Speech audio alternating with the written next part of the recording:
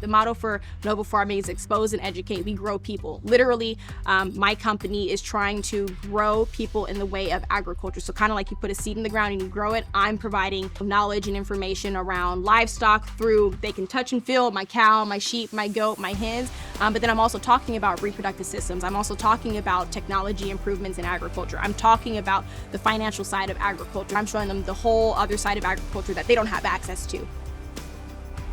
I was raised on a Black Angus cattle ranch in Gwenda, California, Northern California. Both of my parents kind of just came together and decided that they want to have a ranch and raise their kids on a ranch. My dad's from Richmond, California. My mom's from Oakland, California, so both kind of inner city folks. They both have roots of agriculture stemming from Texas, Louisiana, and Arkansas. My dad went to Fresno State and studied agricultural sciences there, did a lot of work in dairy farms and a lot of work with his own herds of limousine cattle. He had a brother-in-law who was running cows as well. My mom did a lot of horseback riding, so she was more in the equestrian scene. By the time they had kids, my brothers and I were raised on a ranch, Gwenda, California, Capay Valley. We raised everything from sheep, goats, chickens, pigs, cows, horses. Sometimes somebody dropped off opossums or raccoons. You know, we camped, we hiked, we hunted, we fished, we did everything outside. For me as a Black rancher, I guess I'm technically a second generation rancher because my dad did it and then I'm doing it now. A hard part is, I guess, really just getting yourself going. The business part and, the financing, getting the capital, that is the harder part. But, again, it's just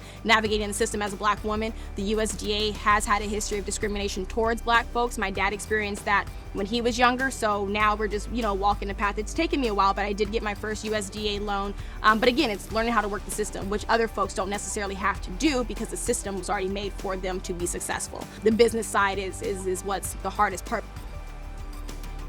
I moved to Fresno in August of 2021. I really came out here with like a dream that my dad and I had for me, for my business, Novo Farming. Things happened really, really fast for me. From there, I was able to really just move out into the agriculture piece, which is Novo Farming. I really was able to go to the schools, go to the districts and say, hey, I teach agriculture. I bring my livestock to the schools. I bring my livestock to the kids so they can learn about agriculture, expose them to something new. It is a business, but I really just want people to learn about the ag industry as a way to reconnect to nature, to themselves. You can, have your own small garden in your backyard. You can have your own flock of chickens. You can join a community garden or you can go to college studying agriculture. So I would just want more people to learn about the world of ag beyond like the bigger corporations. The big thing that my dad taught my brothers and I is important to give back to society. So I always volunteered a lot in high school. When I got to college, I was, I had a scholarship for volunteering. Working with animals and working in agriculture has just taught me to be nice to people, to give back to people, to help people. You have an animal that's sick or hurt, it can't help itself. So it's your job to provide that support, to provide that aid for it. How can I help people? How can I give back to people? How can I,